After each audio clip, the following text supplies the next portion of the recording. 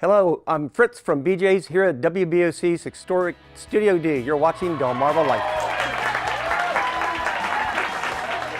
And we're always excited to have Fritz in the kitchen with us today making a vegetarian appetizer.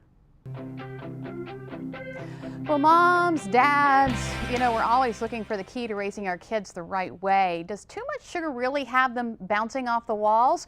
Should you really let them cry it out? Well, today we bust some of the most popular mommy myths. Does a little bit of this and a little bit of that make your kid do this? Studies from Yale and the New England Journal of Medicine show there is no scientific basis for the sugar high theory. The wild behavior associated with sugary treats is most likely due to environmental factors. A baby cries in the night, but should you answer it? Absolutely. Rutgers University research explains you can't give an infant under 6 months too much attention, and not responding may cause trust issues.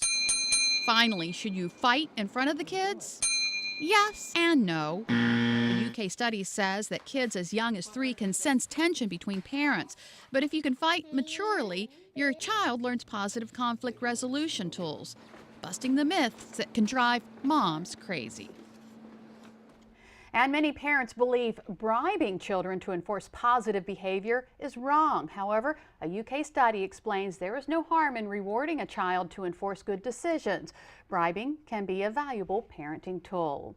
And our next guest is getting ready to learn all about the ins and outs of parenting. WBOC's Alice Bavis and her husband are expecting their first child in late April. Yes. Welcome and congratulations. Thank you. So how you feeling? I'm feeling pretty well. I'm feeling pregnant. I guess that, sleep is getting a little more difficult. The feet are starting to get a little swollen, the typical things. But overall, I feel really good. Good. Get used to not having any sleep. I'm sure you've heard that. Now, it's important to stay in shape when you're pregnant, right? I try to stay in shape. I mean, I can't claim to be, perfect by any means. I'm not exercising 6 days a week, every single day. But as much as I can exercise, I feel better. There was one day last week when I didn't exercise and I just rested before I came into work, and I honestly had less energy that day than on the days when I actually try and do 30 minutes of cardio. Right.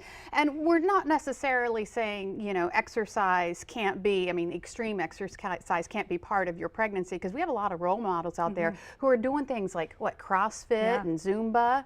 When I started doing research for my story, I found there are these women, that are doing CrossFit, that are doing Zumba at 9 months pregnant. And you know what, if you've been training that way before you get pregnant, then it's okay to keep going and doing that, at your own risk. Right. It could be scary. For me, like doing box jumps like that I would be afraid I'd fall. Right, and that would be, right. I don't want to do anything that would hurt the baby. But what I've learned for the most part is if you can continue to have a conversation and, your heart rate's not that high that you can't talk, then you're okay as far as exercise goes. Right. So how important is it to stay active and fit while you're pregnant? Well, when I talked to one of the midwives, she said, well, you're training for labor. Yeah. She said, labor is not easy, and it's long, and it's intensive. So if you look at it that way, you want to, be in the best shape that you can for the baby. I mean, and if it helps you to feel better in the long run, then that's great too. Absolutely. It probably helps getting back into shape after the baby's born. Hope so. Yeah. All right, but there are a few guidelines you need to follow. Absolutely. One thing I wear a heart rate monitor. I usually do when I exercise when I'm not pregnant too, and I try to keep it underneath of like 140, 150, but some people say that you don't need to do that. You just do your perceived rate of exertion. So if you feel out of breath, like you can't talk to someone, then slow your exercise down. And it's all how you feel. If you're a runner and before you get pregnant, then people can keep running through their pregnancy. For me, that would probably be a little bit much. It's so bouncy and kind of jarring on your stomach and stuff. So I mean, there are guidelines to follow. Of course, with everything, you don't want to go over the top, but use caution. All right, and of course you're going to have more tonight. Staying Fit While Pregnant airs tonight on WBOC News at 10 on Fox 21.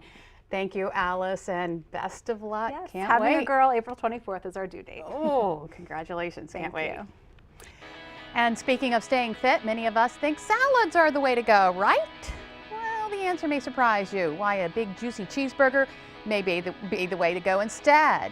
But first, Dr. Oz shares a few of his healthier options on how to get your fast food fix from the comfort of your home.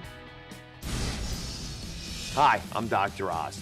We all love certain fast foods. To satisfy your cravings, lighten them up at home. Love fries? Bake a batch of sweet potato fries. If pizza's your weakness, make one with whole wheat flatbread, topped with twice as much veggies as cheese. For chicken fingers, dip in whole wheat crumbs and bake instead of fry.